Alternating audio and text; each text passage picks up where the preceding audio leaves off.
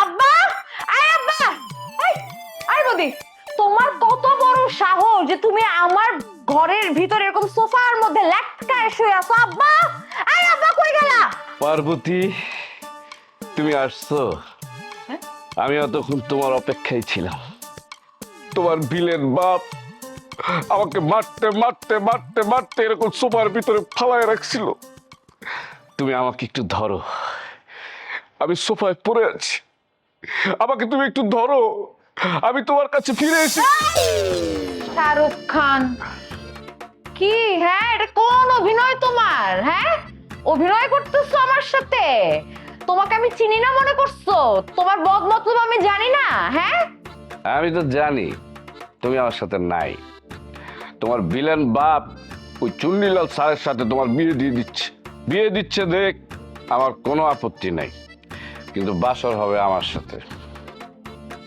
পার্বতী, আমাকে একটু ধরো, আসো। পার্বতী দেবদাস না? আব্বা, এই আব্বা, কই গেল তুমি? দেখো তোমার বডি কি অসভ্যতা আমি করতেছে, আমার সাথে কি উল্টাপাল্টা কথা বলতেছে। একদম আমি তোরে জানে মাইরা ফালাবো বলে দিলাম। জানে মেরে ফেলাইবা? হ্যাঁ, আর কতবার খুন করবা তুমি আমাকে? হ্যাঁ, অনেক আগেই তো তুমি আমাকে খুন করে ফেলছো। শোনো, তোমার ওই মাসুম স্যার, সে হইল আমার শত্রু। সে আমার নূরজাহানকে আমার কাছ থেকে আউট করে নিয়ে যেতে চাইতেছে। তোমার বাপ আমার বন্ধু, আমরা একসাথে অনেক দাবা খেলছি, কিন্তু সে ভিলেন সাইজা তোমাকে ওই চুন্নিলাল স্যারের সাথে বিয়ে করায় দিতে চায়। দেখ, আমার কোনো সমস্যা নেই, কারণ বিয়ে হবে চুন্নিলাল স্যারের সাথে, কিন্তু তোমার সাথে বাসর হবে না, বাসর হবে আমার সাথে। আসো। তোর এত বড় সাহস, তুই আমারে জড়ায় ধরতে চাস?